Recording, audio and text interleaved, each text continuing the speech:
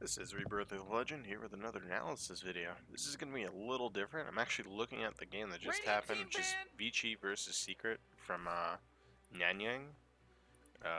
The reason I want to look at this game is because in pro games you don't see like huge outdrafts very often, and I want this slower. You don't see huge outdrafts very often. And in this game, I want to explain to you like their drafting process and how Secret just tore them apart. Ironically, the last outdraft I remember that was this bad was Vici versus Secret from DAC. Yeah, 5 seconds left There, now. just mute that. Announcer's annoying me. Secret has first pick, and throughout this tournament, Secret has banned Doom every time they don't have it first pick for a very good reason. Doom is incredibly strong at laning, and Vici chooses to not ban the Doom, and they want to contest it, which is fine. You just need to draft lanes that can handle the Doom, which isn't impossible. Like he's a hero you can man. It really unnerves me not to have audio. It is a hero that you can manage. Like a good example is like a Dazzle is really good against him. Wisp is really good against him. Just because people who can heal through that Doom and survive that tank. Alternatively, if you want to like win the lane, you need to draft heroes that can kill him, which is what what Vici Gaming tries to do. So they take the Clockwork and the AA. Clockwork, very solid offlaner, generally okay pick. AA is good because you can stop the Doom's heal. It's a good counter pick. It's the same one you see against Alchemist sometimes. Just generally an overall good thing. You have Cold Feet too, which is a stun, and you're going to see how they try and combo that later. So they pick the Bounty Hunter now, and here's where like this will start looking a little like Vici should know that because it's going to be a support Bounty Hunter, they need a mid that can handle it. Which we're going to see how this comes back to haunt them in a little bit. So ban the Spirit Breaker, because Spirit Breaker can follow him around. It's a good stun on the Doom. You combo that. Let's say you have like a 4-position Spirit Breaker. Spirit Breaker charges the Doom while AA cold feeds him. Doom's going to get chain stunned. And with a reasonably strong safe laner, you might be able to kill on that Doom as well. So that's a really good ban on their part. Just to talk about the bans here, Ember is just a really strong hero. These are two like really meta relevant heroes that I believe. I haven't watched the tournament that closely, but I know these are very meta relevant bans. I didn't. Yeah, Ember. Yeah, Eternal Envy does play Ember a lot, and I think they've been known to run like the offline slaughter, so that's good. That's just a comfort ban. That's like a just generally good ban because you can combo it with like a roaming bounty to do like some pretty decent damage in lane. It's just kind of annoying to deal with. Those are just like Tusk's just been popular for a while. Aqua's another flavor of the month ban, but like these are just you can ignore like the first 4 bans kind of because that's just gonna be like flavor of the month shit. This is all reactionary, so that's okay. They have the bounty hunter and the Doom. Like they could run like a really strong dual lane with the Doom and safe lane if they wanted to. It's a very versatile hero, and they could run like a roaming bounty with a Darkseer, so they could get like greedy and do something like that. So it's probably not the most necessary ban, but that's what they went with. And then Meepo is just a comfort hero ban. Maybe they already were planning to pick the Slark. That's definitely a possibility because that would be annoying against a Slark because Darkseer is pretty good against Slark because the Wall of Replica is pretty good against any Agi hero.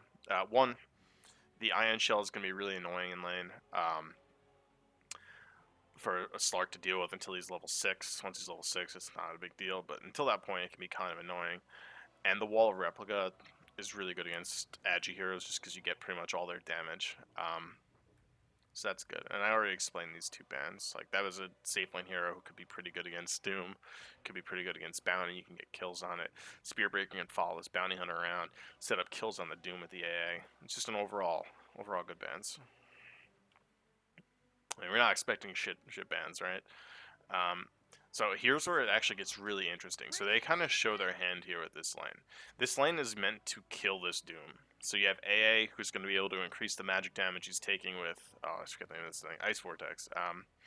And then Cold Feet. So you can combo Cold Feet with Pounce. You can combo Cold Feet with a Pounce, and you'll always get the cold feet stun, which is really good. Because you want someone who can set up the stun for the AA, and that's going to make a really strong lane for him to deal with. They pick a Disruptor, it's going to be a pretty decent hero against a Slark. So overall, just it's not bad. You can glimpse out the clock when he initiates. You can lock this guy down with Kinetic Field and Static Storm. I think it's a pretty common puppy hero. Here's where they lose the game. They go into they went to reserve time for this. They must be struggling with thinking like what to pick here. They want someone with a reliable. I would assume someone with a reliable stun. So like their lanes are still kind of. They're not that flexible. Like you could aggro. Well, they don't know this yet. Like I guess you could aggro. I would assume this was a support Wraithing is what they were assuming when they drafted this. And here's where they lose the game. Do they even think about this? Probably not very much into their reserve time. No, they still think about it.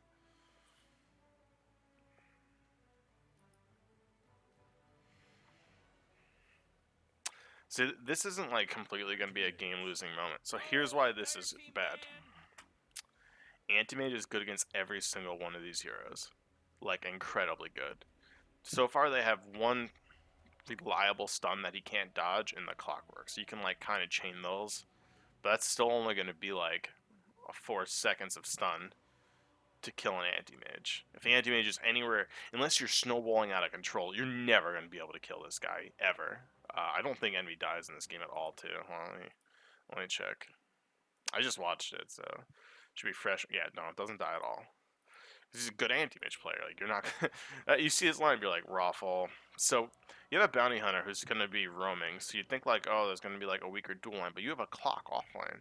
No self-respecting anti-mage will ever stray away from a 1v1ing a clock or being left alone versus the clock. That frees up the Disruptor to do stuff too, if he wants. I don't even think they were that active with the Disruptor. It was just the bounty hunter running around. So basically, here's what Vici game was thinking. We're not going to ban the Doom, we're going to contest him. If I'm a Doom player, this is a fucking scary lane. I will die in this lane. There's not many lanes as a Doom I'd say I die in, and this is without a doubt one of them. That's a crazy amount of magic damage, a crazy amount of burst, and a crazy amount of stun. And that Scorch Earth is not going to save you through it. And that's a threat from like level 1. Like you can get zoned out super hard against this lineup, and it would not be pretty. So right now what Vici needs is an independent laner who's not going to be scared of like the bounty roam and is going to deal with whatever their mid is, which ends up being a Weehaw Wind Ranger, which I don't know why that wasn't their ban to be honest, but whatever. So right now Vici Gaming needs something like a Quap who who won't die from the bounty hunter roaming around. Because this game like starts off really well. This game starts off kind of well for Vici, like as well as they could expect. They get a bunch of kills. The AA ends up with like 5 kills in 10 minutes and is rolling in it. But he uses that money to buy tons of detection to deal with a bounty hunter, who's just like practically a 5-position bounty hunter because he's dying so much. They banned Zeus. I don't really know Weeha's pool. I would imagine the Wind Ranger should have been the ban here. I guess Zeus is kind of annoying against Slark. It seems like it's a hero they'd be able to kill with the Clockwork, and you shouldn't be that scared of, but whatever. They banned the Shadow Fiend, which I don't understand this necessarily, because that's not going to be a much more difficult hero for you to combat with their Wind Ranger than like the DP was. It's not going to be much more difficult. It's a very gankable hero, and it's something if you sit on with a Bounty Hunter, it's going to really annoy him. I think a Quap would have been really great for them right here, because right now they have the option to pick the Queen of Pain. Now let's look at this lineup. Now, so the way they draft it is they want the A, the Stark, and the Wraithing to negate the Doom's existence. He should not be able to sit in top lane at all without dying. They end up getting a bunch of kills on that Bounty, and now they need a mid lane that can comfortably like 1v2 against whatever their mid is, and a Bounty Hunter. I think Secret ends up with last pick here. So they pick a DP. This is horrible. The reason why this is bad, they want to end the game early. And like right now, you should feel pretty confident you're going to lose late game here. Like, you have an anti-mage who you have no way to kill. You just have, like we said, we have, if you set up with this stun and then follow up the Wraith King stun and then follow up with the silence, he'll just manta out of like one of these and leave. It's not it's not something your anti-mage is ever going to be scared. And he gets a BKB, he's absolutely unkillable if he wants to go that route. So what's going to make this AM super strong is, one, he can 1v1 and beat the shit out of that Clockwork, and the Clock's going to get very little from the lane. With the 2v1 with the Disruptor, that Clock's going to have a really, really difficult time, and he can get killed in that lane. If he screws up, he can definitely get killed in it. With this tri-lane, should beat the Doom, as we said. And now they just needed a mid that can go 1v2 against whatever their mid's going to be, and a bounty hunter who wants to roam around and generate stuff places. And they don't have that. Like, the Death Prophet is going to be very vulnerable to the 1v2. And they end up taking the Weehaw Wind Ranger, and they just run train on this Death Prophet. They just completely destroy her. Because she can't handle it. They don't give her a sentry, they just leave her completely out to dry, and it's not how they won this game. They needed, if this was a Quap, they might have been able to win this game. I understand, like, not wanting to pick a Quap into a Doom and, like, into these two to an extent, but you need the lane to win. Like, that's the problem. Like, they did this because they didn't want to go late game, but because they didn't want to go late game, they wanted to push early, they lost their mid lane, like, horribly. And they lost their offlane pretty bad, because, well, when I say lost their offlane, like, the Clock's going to get some experience, but this AM's going to free farm. The Wind Ranger's going to win mid, and, like, they had to, like, move middle, which lets the Doom create more pressure on the Slark. So once you have to rotate these two into middle, and you have to start being more active with them, and not after you've already shut down the Doom. So, like, once you shut down the Doom, like, yeah, these two can be more active and, like, maybe go help the DP or go look for kills. But until you if you don't shut down that Doom, he's going to be able to pressure your Slark and, like, generate kills and, like, generate a threat. And even if he's not killing him, he's impacting his ability to farm and feel safe in the lane, which is, like, a huge thing. So they end up getting forced to, I don't think we could watch, like, the first couple minutes of the game.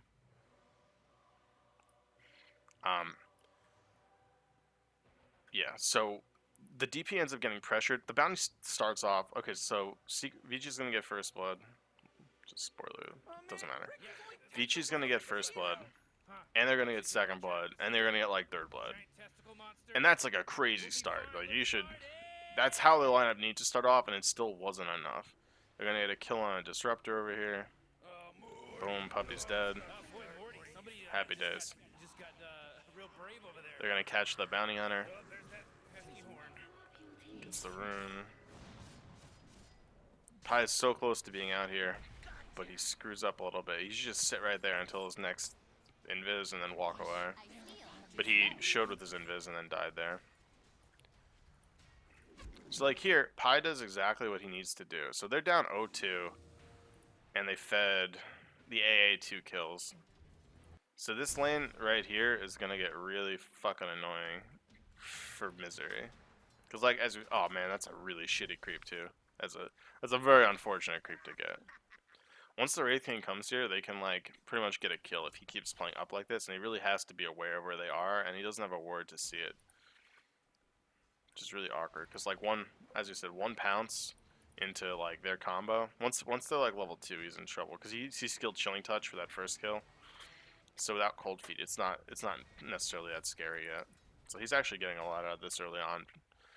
I don't know why they didn't, like, I guess the Wraith King doesn't have mana because he used bolt stuns to kill Bounty. That's pretty funny. That's why that worked out so well. But, like, if we go back, we're going to see, like, the weaknesses of this lane. Like, Wind Ranger is doing just fine. And as soon as this guy rotates, hits a shackle, dead. And there's nothing she can do about this at all. This is a Quap, level 2 Quap. Quap blinks away, this kill doesn't happen. And you're going to see this, like, multiple times in this lane. So Pi's like, oh, I made some space here. He got them to skill things that probably weren't the best. The Ancient Apparition, they actually don't have a kill threat on him because of that original kill, which is kind of awkward. I don't know if there's anything wrong with Chilling Touch, but, like, he doesn't have mana either, which is also a problem. Because without him not having mana means they can't get kills either. So that's, like, another huge problem. Look, and he's just sitting here, and they don't have any detection here for him because they used their 2 sentries here. They never even gave the DP a sentry. She walks to the high ground, gets hit, and is getting harassed. Like, even if this doesn't kill her, that's super annoying. Like, she's being forced to stay back when she got Weehaw low. She could have nuked and got rid of that thing if she wasn't getting camped by this clown. But, like, that's him playing how he's supposed to. They're generating a ton of pressure on this DP who can't handle it. She can't handle this 2v1 lane. And then Weehaw's getting free farm. Oh, he finally gets a sentry, but she's gonna get dove anyway. We'll speed this up. And, like, we can look at this lane. Anti-mage free farm. It's getting pulled under tower because it's a clockwork and there's not much you can do about it. Like, we just look at last hits while we're looking at this. Comes back here, he's just trying to wait for a courier. But, like, she's doing horrible. 4 creeps versus 13. Well, I guess I need to pull that up. 4 versus 13. Comes from behind and dives her. And, like, that 1 sentry is not enough for it. Once again, if this was a quap, that DP wouldn't be dead right now. Or, you know, understand what I meant. If that was a quap, then that wouldn't be a kill. So now they have to move the Wraith King here, which puts the Doom in like a 1v1. Where'd the AA go? Go back to base to heal? I need to go back to base to heal. He must have missed something. I'm assuming the Doom must have like ran at and harassed him or something. And he doesn't have level 2, which is also a problem. Like, Misery's getting a lot in this lane. And this lane was designed to kill him, right? So this is really, really bad. The hell? It's not skilling that. That's interesting. So now they're forced to like bring the Wraith King here to try and like help the DP. Because they're scared, right? But now this lane's a 1v2. And now the bounty just comes up here. And they rotate the Wraith King back here. They smoke. They overextend here. This was a mistake. They're gonna die for this. Killing spree. Whoa. They both die? I think they both die. But like, once again, you're leaving her solo against the Wind Ranger now, who's so far ahead of her. And she can't do enough. Oh, that was... I think he dies here too. Like, this just... Okay, so this lane's going like... This game's going like as well as they could hope. So like this gank, they got really over aggressive here. They didn't know where the supports were, and they got punished for it. They then immediately rotate over to here where we had runs at a rune to try and get it before the DP to like keep applying pressure, and then gets caught by their 2 supports rotating into it. This is horrible. This is absolutely horrible. But she's still behind. She's gonna get like maybe like a free wave now or something, which is nice for her. But I think she didn't get the... Who got the rune? I guess the AA got the rune? Wraith King? Wraith King got the rune. Okay. So yeah, the Wraith King got the rune. So she's gonna have to crow, but she should get like a free wave. So that's pretty fucking good. But you know what the problem is? You have an AM versus a clockwork.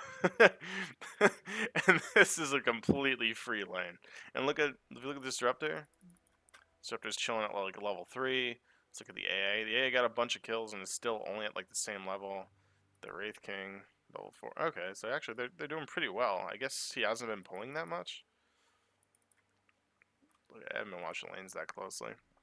But like this is, keep in mind, they should be losing mid more. They managed to get a kill on Weehaw, but they did, you know, the 2 kills are in their DP because of how they ran this lane. Imagine if that was a quap and then it wasn't those 2 deaths. They overextend here really bad and die for it. Like, this is going as well as, like, Vici could really want, based off how they drafted their lanes. And it still doesn't matter, because you still have no way to kill this anti-mage. And he's free farming. And the Slark is getting slightly pressured by, the Doom. Who's not being contested at all. Like, we compare the Doom versus the Clock. It's not, like, a huge difference. It's not a huge difference, like, when you look at this and you look at their experience, but, like, the pressure that he's feeling versus the pressure the AM is feeling is, like, quite substantial. Get a little aggressive there. I don't think Envy should have tried going to that. It was, like, him running across the entire map. But whatever. Put down more sentries. Look at all the gold he had. He's a 5-0 AA who has brown boots to his name. It's a sad day to be alive. Oh, pie. Space created. But, like, so, when we look at the kills, 4 of their 7 kills, are on this bounty hunter. It's probably the lowest net worth in the game. Very close to it. Exceptionally poor. But, like, the trade-off for this is that every one of their cores is, like, fucking filthy rich. Weeha destroying his lane, Am destroying his lane, Doom getting way more than he should out of top. How much gold is he saving up? Okay, so he's got full tranquils right now. And, like, the Slark not getting pretty close to free farm. Not as good as anti-mage, but, you know, as close as you could hope. So we're only gonna watch this for a little longer, probably only until 10. But like that's when this game's already like the tech I was watching this game, I was like Secret's still fine, and like every time one of them would die, I'd be like Secret's still fine. And for some reason they buy Midases. Like this guy gets a Midas, so they try and contest the late game, which makes no sense, because Doom's gonna make this guy not exist. Am's gonna shred these two. So even if you transition your support Wraith King into a core, doesn't mean anything. I don't know why they even went for the Midas on him, and then went for a Midas on him too. Like, what's the point?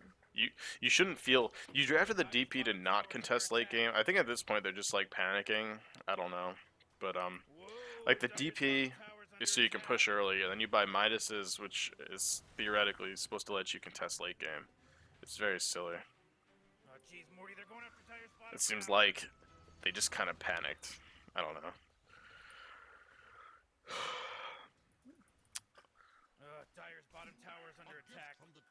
Wait, the DP died again? How the fuck did the DP die? Is Weeha just soloer? Oh, I remember this. Okay, the fucking the DP just TPs here onto like an anti-mage and like 3 heroes. It's actually really funny. I don't know what he saw, or he thought this was like an okay thing to do. Can we look at player perspective here? Why do we think this is an okay thing to do? I don't know why she... Teal. So the clock is middle. She's like, oh, I'll go bottom and get experience. TP's here. Onto an anti-mage with no creep wave. Okay, he's got a creep wave now. Carefully positions his TP. Right here, like, you're gonna get smacked. Oh, yeah, and then there's this guy here. Oh, he could have gotten glimpsed back, or just killed, as we saw. That was an interesting choice in TPs. I guess he had nowhere else to go, though, but that was still interesting. If he walked up, maybe that would have been okay. But that TP gave, like, them 2.5 seconds to get the Disruptor and the Doom to, like, run further up and get that kill. I don't care about his first-person perspective anymore. So just look at this at the 10-minute, like, snapshot. Okay. So you have the Slark and the Anti-Mage with pretty much the same creeps. The Am should be close to his Battle Fury. Oops. Okay. So you look at this game at this point. You have Pilot Die 1 and 4, their least important hero, just create a bunch of space. You had like a few questionable decisions, but because of the draft, it didn't even matter. Like if things not really going necessarily well for Secret, because their lanes should have been able to get like those 3 kills and like minimize those amount of deaths, but it didn't matter. They like did that questionable dive. They then lost the Wind Ranger here. But at the end of the day, there's nothing to stop this AM from free farming, whose farm is going to start exploding in about 2 minutes, and you have no real recourse to take that down. The mid Wind Ranger, the DP actually caught up because of that kill over here. Create a lot of space for her. She managed to catch up, but she's still not as far ahead as she needs to be. Like if we look, they're almost even in last hit. So if you look at net worth, it's probably at least 1,000 down. Wind Ranger, yeah, 1,000 net worth difference. Like she doesn't want to play from behind. She needs to play from ahead and start forcing objectives. Because now it's 10 minutes, and like, are any of their towers damaged? Oh, we got 55 HP missing there, and like 200 missing here. Like they need to start being able to apply the pressure. Because they drafted the DP, and that they lost mid a lot harder than they wanted to. They couldn't like use that advantage. Because with the DPs behind, like this lineup falls apart. Because they need her to like end this game by 30 minutes. But then they got Midases for fun too. So it was there's a lot of like questionable decisions that resulted in them like losing. But so I hope that was kind of insightful. It was it was a really really really good draft by Secret. Like that fourth pick, anti-mage. I don't know. I guess they didn't see it coming. You know that happens sometimes. You get blindsided, and it was like the perfect pick because destroys AA, destroys Clockwork in lane. You can what he was able to do later on. We're not gonna look at it here, but he's able to trade with the Slark because once he has the Vlads, he can trade with the Slark, and you're trading HP when you have a Vlads for his mana. And the Slark doesn't want to trade his mana away. The Slark doesn't care about trading HP. The Slark cares about trading mana, and you can't trade mana versus an anti-mage. So you just auto the Slark like 3 times, remove half is probably half his mana pool, right? 40 times 3 is like 120. It's maybe like a third of his mana pool. And then you just blink away. It can't kill you. What is it? It doesn't matter. And then he can't flash farm as much either. So AM can play up in his face, and it wouldn't matter. Like, if you actually watch this game more in depth, which we're not going to do, you'll see that AM doesn't give a shit where he farms. It's just the most arrogant "you can't kill me" farming pattern for the right reason, because they can't kill him. So why bother playing scared when you shouldn't be? Um, Yeah, and then they didn't get what they needed out of the Doom lane. They drafted that to beat Doom and then didn't beat Doom because he has a 10-minute Midas Tranks and starts building horrible drums. And they lost mid to a bounty hunter. So, all right, any feedback appreciated, and hope this was kind of insightful and maybe showed people a little bit, the inside the mind of a Secret and how they drafted. It's really interesting, kind of straightforward, not super complicated, but like just the way that Puppy drafted that and what Vici tried to do, just seeing that opening where okay, picking AM here is game winning, and then doing it, and then how that played into all their lanes.